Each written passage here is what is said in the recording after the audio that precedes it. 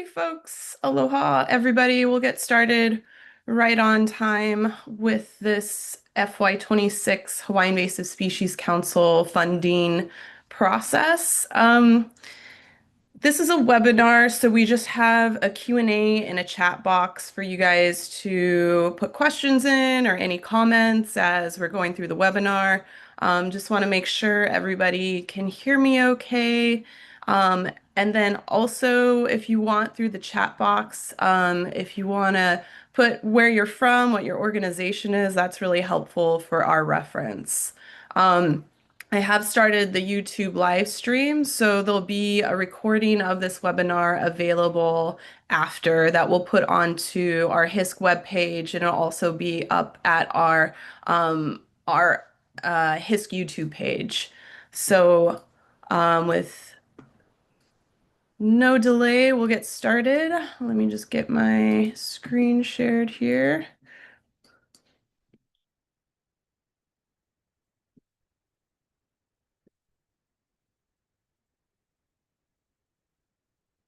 Okay, yes, so welcome everybody. This will be an overview of our fiscal year 2026 Hawaii Invasive Species Council funding process. My name is Chelsea Arnott. I'm the program manager for the HISC program support team. We've given this type of webinar several times. I think we skipped last year because the process really hasn't changed too much. And you'll see if you've applied in the past that not much has changed with this process, but it's always good to just recap and go over, especially those funding priorities, so everybody's clear when they're going through the application process. So we'll cover just a background about the Hawaiian Invasive Species Council and our funding. We'll go into more detail about those funding priorities, which are ultimately what your applications are scored on.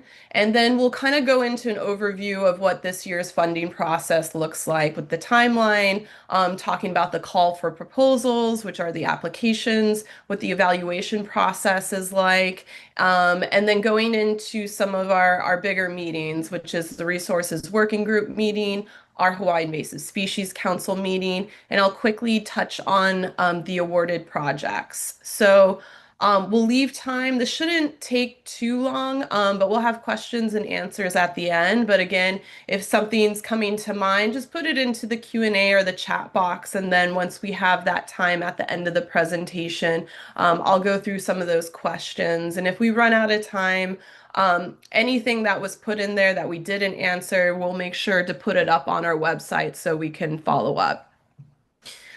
Full guidelines, those are posted on our HISC webpage. It also goes out to our HISC listserv. If you're not signed up for the listserv, definitely sign up for that because that's really how we communicate with this larger audience about deadlines throughout the funding process. And I'll have the HISC listserv up there at the end of the presentation, so you have that link, but it's also at the bottom or the footer of our HISC webpage.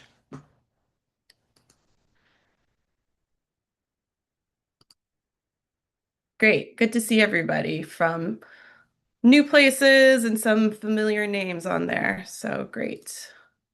Okay, so just background. The Hawaii Invasive Species Council, we really provide interagency coordination and direction on invasive species issues. This is at a statewide level. And each year, the state legislature has provided us with funding that supports the Hawaii Invasive Species Council for specifically interagency projects and programs. And we're really focused on either expanding agencies' current capacity to work on priority issues, filling gaps between those agency mandates and existing programs, and/or we're advancing our collective knowledge and tools through research and innovation. So right now, our funding process is set up for government agencies only. So that's federal, state, and county agencies can apply for this funding. There are ways to support private nonprofit work through contractual services, line items. So that is a way for, in the past, some of our government agencies that have turned in applications have put in contractual services for certain activities that fall under their project. And we really base what we are prioritizing on the Hawaii Interagency Biosecurity Plan, which is a 10-year plan to improve Hawaii's biosecurity. It was launched in 2017 by the Hawaii Department of Agriculture, but it was a year-long process that brought together a really large, diverse group of stakeholders to identify what are the major actions we need to work on in this 10-year timeline to improve biosecurity. When we had to go through our strategic planning process for our own organization, the Hawaii Invasive Species Council, alongside the coordinating group on alien pest species, what we did is really looked at the biosecurity plan and prioritize, what of those 147 action items do we want to work on in the next 5 years? And you'll see that our funding priorities are ultimately based on this 2025 joint strategy. But of course, this is in support of the overall statewide Hawaii Interagency Biosecurity Plan.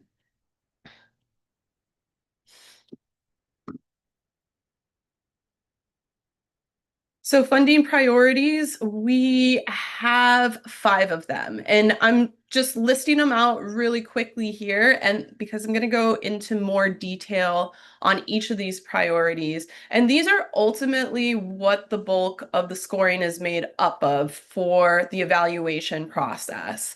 So you really want to make sure you're making it clear how your application or your project you're proposing is meeting or advancing either one or more of these funding priorities. And if you haven't already, I really recommend reviewing the HISC CGAP's 2025 joint strategy, just so you're familiar with those strategies and also the key actions that fall under it. So looking at the first priority, it's prevention and early detection, rapid response to new invasions. When we talk about new invasions, we're talking about they are not currently present here in Hawaii. So even if, say for instance, coconut rhinoceros beetle hasn't been found on Molokai, that is not something that would apply to this funding priority because this pest is already found on other islands in the state. So we're really gearing this towards offshore biosecurity, preventing new pest incursions from coming into the state. So this strategy focuses on both terrestrial and aquatic invasive species. Some of the key actions under this or activities that could fall under this are identifying and addressing high-risk pathways and major modes of introduction, improving or continuing early detection, rapid response activities, and again, just highlighting that new is defined as a species not known to occur in the state. An early detection, rapid response would focus on actions to prevent that new species introduction and establishment. Some examples of projects, activities that could really meet this priority are doing risk analysis, risk assessments, developing best management practices for maybe a pest that's on the horizon. On the research side, it's identifying and implementing tools, technologies, and methods that would improve detection. There's a lot of eDNA research going on out there, so that would be a perfect fit for new pests.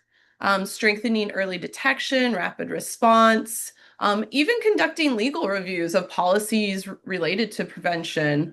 And then maintaining and or strengthening communications amongst federal and state agencies. So that could be something that fits under this. And these are just examples. They're also outlined in the strategy as key actions, and you'll also see these listed on our webpage. So of course, you may have things that don't fall within these activities we listed out, but still apply to this funding priority. So don't feel limited by this list of activities.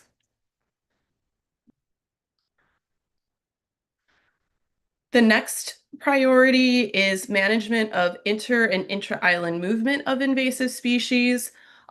So unlike the first one, this priority is focused on pests that are already present here in Hawaii. So it focuses again on the aquatic and terrestrial invasive species threats from spreading within Hawaii. That's both between the islands and around a singular island. And this can be done identifying and addressing high risk sources, pathways, major modes of introduction and spread, and then continuing to improve early detection and rapid response for new populations. So EDRR activities are both a part of priority 1 and priority 2, but just know the difference that priority 1 is focused on those new pest incursions, pests that are not known to occur in Hawaii, and then priority 2 is focused on pests that already exist here in the state. So some activities that could fall under this priority 2, developing, you'll see it's very similar to the first priority, but again, it's just focused specifically on those pests that already exist here in Hawaii. So conducting risk analysis, developing tools, technologies, and methods to improve management, doing early detection surveys and rapid response, developing best management practices, again, conducting legal reviews, those also fall in, developing voluntary initiatives that help mitigate the risks of invasive species movements, and promoting the use of the state pest reporting systems. So again, you're not limited to this list of activities, but this just kind of gives you an idea of really what this funding priority is hitting on. Priority 3 is implementation of large-scale control of widespread, high-impact invasive species. This one can be a little confusing, and when we identified this as a priority through the strategic planning process, it was really geared towards developing new tools and methodologies to deal with existing pests that were already widely established across Hawaii. So things like mosquitoes, even invasive algae. That's kind of what this strategy is ultimately getting at. And it's really focused again on new innovative technologies, not the ones that are existing or just doing, regular cut and herbicide types of treatments on albizia. It's really geared towards new technology. So it focuses on identifying and developing and implementing new large-scale control or eradication projects for invasive species populations with highly significant ecological, economic, and/or health impacts in Hawaii, building momentum for action on other widespread high-impact species. And again, when we talk about widespread, it indicates that the typical mechanical or chemical controls or applications are not effective at reducing current populations and is really encouraging new innovative tools and techniques for Hawaii. So that is, the birth control for the mosquitoes, using native urchins, outplanting native urchins across the reefs to control invasive algae. These are a couple of examples. And it doesn't include classical biocontrol because we have another funding priority which is specifically geared towards that, which is the next one. Priority 3, activities. So the synopsis before kind of touches on that, but research and identifying tools and technologies and methods that are proven effective for the large scale or eradication of high impact, widespread invasive species, even developing community engagement plans or other communication strategies to build support for a large scale control project. And then planning and implementing that large scale control project, like the actual implementation. And then ensuring that that large scale control is sustained over time. research into traps, intoxicants to control high impact, widespread invasive species. That's also another system that could apply to this funding priority. The fourth priority is increasing Pacific regional biocontrol research and capacity. This was really identified as a high priority through our strategic planning process and also in the biosecurity plan, the real need to increase our capacity for biocontrol across the state and also for the Pacific region. So that's what this focuses on. It's focused on classical biocontrol, which is the introduction of a specialist natural enemy from the homeland of a pest of foreign origin.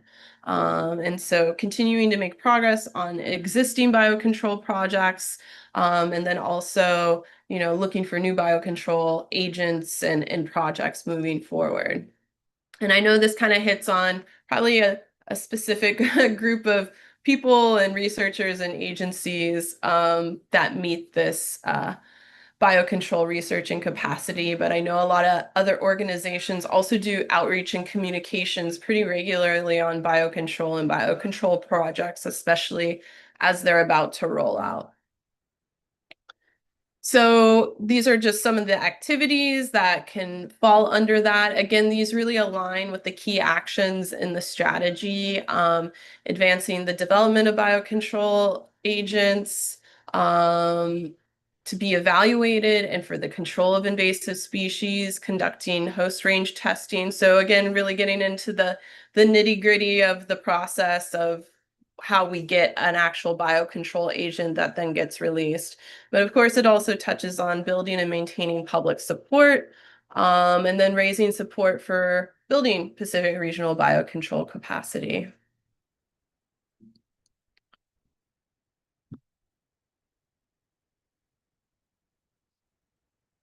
And the last priority is maintaining an engaging, supportive community.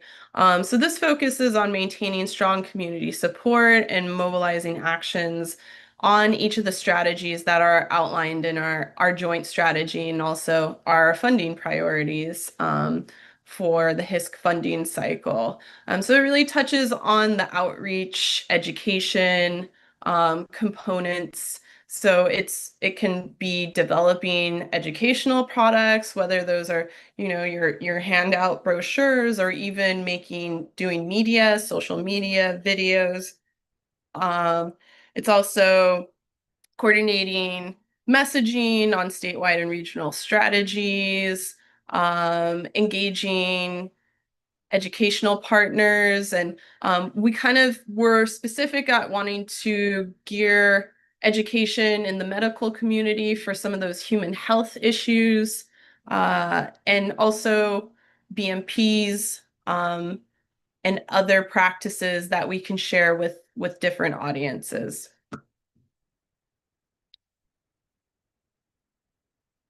Okay, so that takes us through each of the funding priorities. This presentation we'll post on our webpage as well as the recording.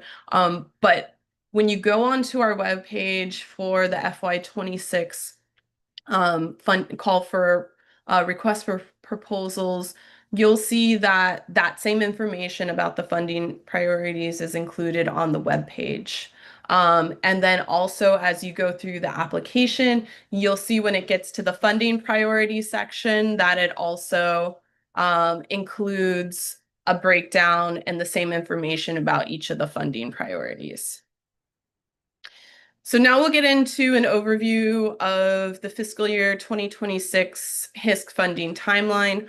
We'll go over applications, evaluations, and then the upcoming meetings. So this is just the dates of upcoming deadlines. We had the call for proposals go out on Monday, June 9th. We're having the informational webinar today. And then reminder that the deadline for applications will be July 19th, which I know is a Saturday, at 5 p.m. So you get an extra day. Hopefully you don't have to do it on the weekend, but I know those things always come down to the end. We have evaluations, so that'll be our resources working group. They're our evaluation committee. We'll start working on those at the end of July and probably finish that process the end of August. The resources working group meeting, we're probably already going to change the date for that. It'll probably be the following week, either I think it's the 15th or the 18th, but we'll make sure to post when that is. And I'll go over what that meeting is about for folks that are new. We're still working on scheduling our Hawaiian Invasive Species Council meeting, but that follows the resources working group meeting, and that'll probably be late September. So going through the application process, again, the deadline, July 19th, 5 p.m. Just a reminder, late submissions may or may not be accepted, and that's just the discretion of the HISC staff. I mentioned at the beginning of the webinar that eligibility is government agencies, that state, federal, county agencies, and that includes the UH system. And then we really want to remind folks when you're putting in these applications that proposed projects should be for novel research or interagency collaboration, not for regular departmental functions. And that includes positions that are civil service maybe or RCOH that do regular department functions. So that is, when we read through the application, that's definitely a consideration as we're reviewing. It's not always clear. Multiple proposals. A single entity may submit multiple proposals, especially if you're a researcher and you're just submitting multiple research projects. A lot of the larger programmatic organizations that submit applications, they tend to split their applications into kind of on the ground work versus outreach and maybe even a new species. So know that you can submit multiple proposals, and sometimes that's easier for the evaluation committee to do the scoring. We do try to distinguish between projects and programs. Programs are considered those larger requests over 250,000 versus the smaller projects, which are less than 250,000. And it tends to be, projects are usually research projects versus programs like the Island Invasive Species Committees or the Hawaii Ant Lab that have these larger operations, and they're kind of asking for funding for broader needs.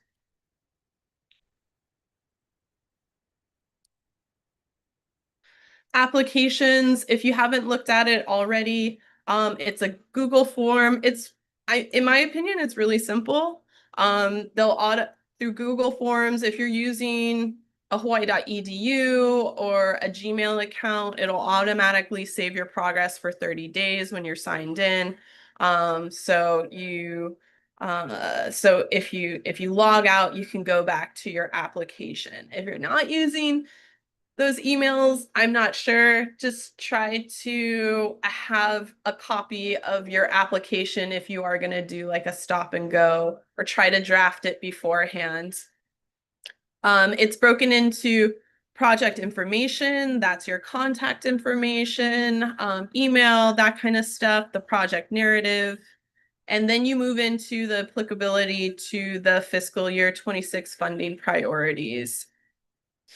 It gets into project reporting and outcomes, so where you fill in your deliverables, an area where you can either answer the questions and enter your project budget, or you can upload an Excel spreadsheet for that.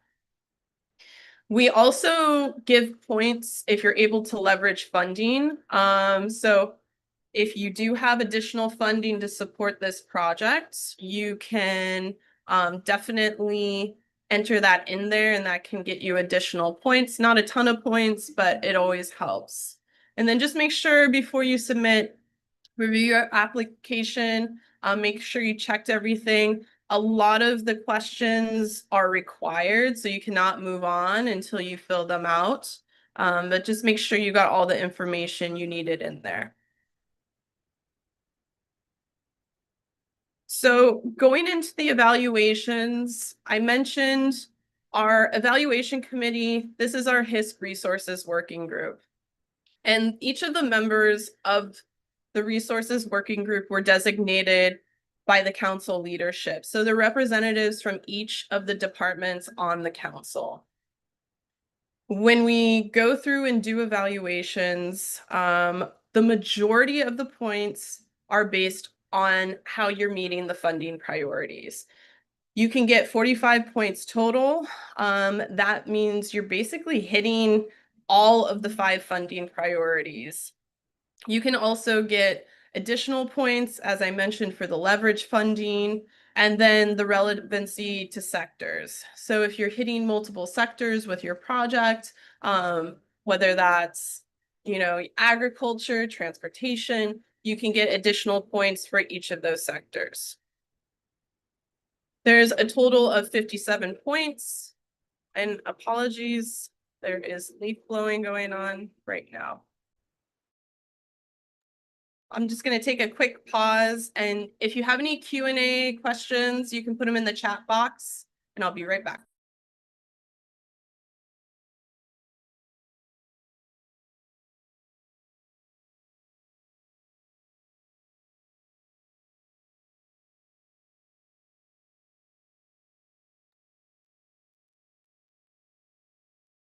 Okay, so a total of 57 points are possible. And then an initial recommended award amount is generated based on the request amount, application score, and total available HISC funding. So I'll talk a little bit more about that. Once the evaluation committee has scored each of the applications and all the points for that application are totaled up, we transfer that point for that application into an overall spreadsheet that we call the resources working group spreadsheet. That spreadsheet takes a formula where we enter in the total score for that application, what was their total request, and then also how much funding do we have in the overall pot available. And what comes out of that formula is a recommended award amount that we ultimately use as a baseline for our discussion at the resources working group meeting.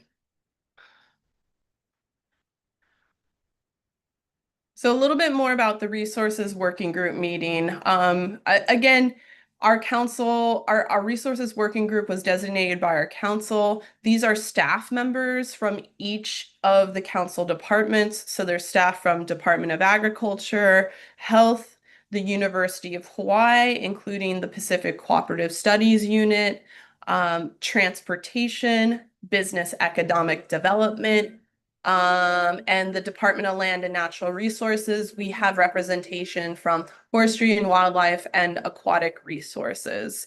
And most of the folks that are part of it have been participating for a number of years. We do have some new folks from the Department of Agriculture, which is really great to have them participate in this year's funding process. As I mentioned, the resources working group meeting, we're looking at changing the time of that or the date of that either to the 15th or the 18th, but I'll make sure to get that out. That'll be a virtual only meeting. And really the goal of this meeting is to draft a recommended budget for the FY26 HISC funding that we then take to our Hawaiian Invasive Species Council meeting for approval of the overall budget. It's really designed to be a discussion amongst the members of the resources working group, but we invite the applicants to attend the meeting so we can ask questions in real time about their application or their project that can help us ultimately shape up the awards and put together that overall recommended budget that gets taken to the council.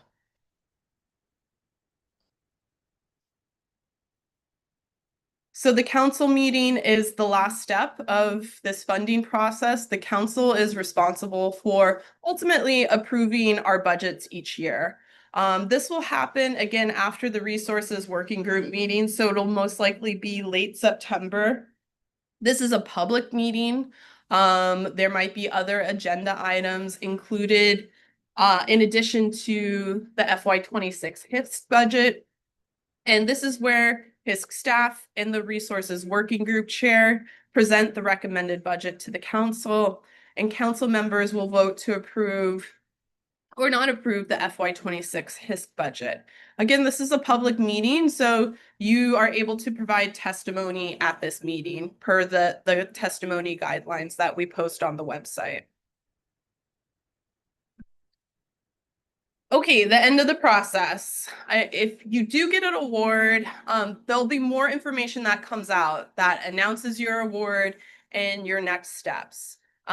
We almost never have enough money to fully fund any of the applications. So usually a next step is the best and final offers. So each of the projects need to adjust their budget based on their reduced award amount and their deliverables. And that ultimately becomes their proposal that we move through the system that gets signed and ultimately guides that funding in that project period. And again, there'll be more information about this, so I won't get too much into it. And this information is also included on our webpage.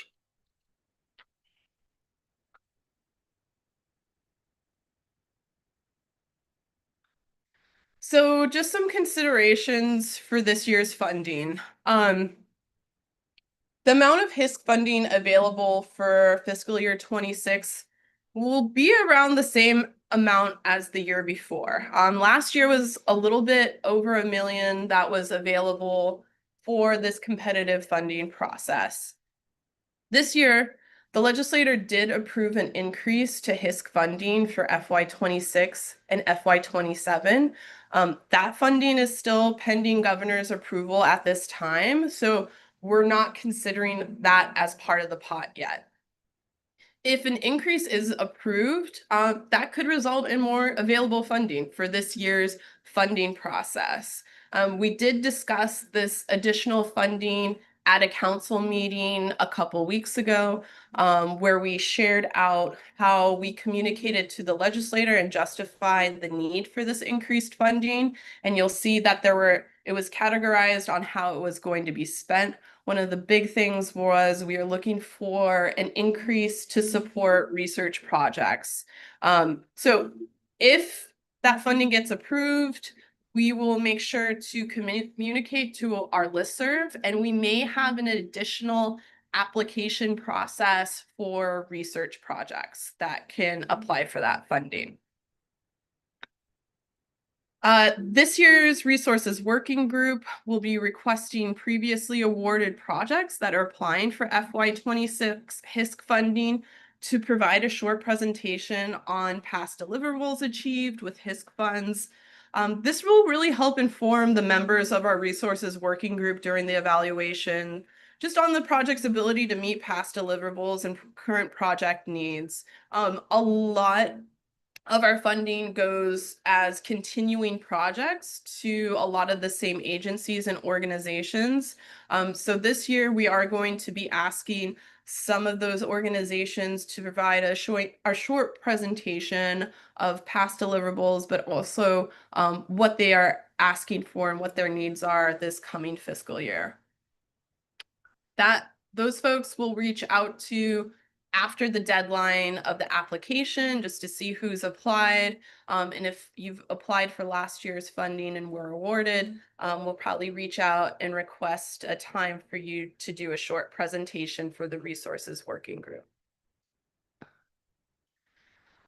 These additional reminders are things that had changed over the last few years. So HISC support staff determines each proposal's relevancy to sectors. That just keeps it consistent with how we're determining that. The proposals that score low based on the quantitative evaluations. So Ultimately, that's the scoring that gets inputted into the resources working group spreadsheet, and looks at the overall ranking of each of the applications. The threshold for low scoring, though, cannot be determined until once all the proposals are scored. So those low scoring proposals will not be recommended for FY26 HISC funding and therefore aren't part of the resources working group discussion. So we don't know that until we get the scores back and we input everything into the overall spreadsheet where we cut those off. So for the webinar, we covered background, we covered funding priorities, we went over the FY26 funding process for this year and those dates that we still have to be decided.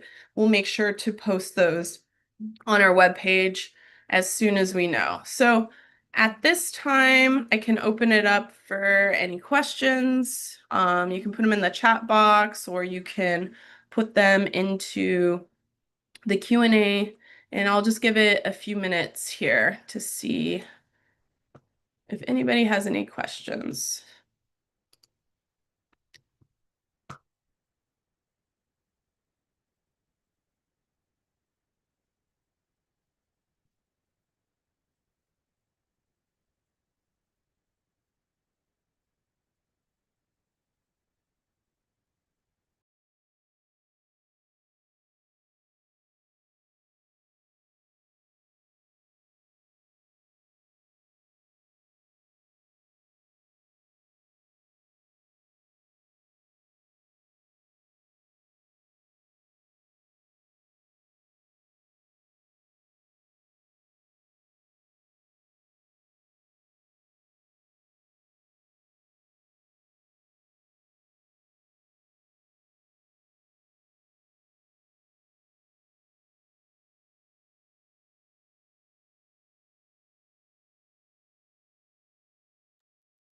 Okay, I'm not seeing any questions, but I'm sure most of you haven't started filling out the application, and I know that's where a lot of questions tend to happen.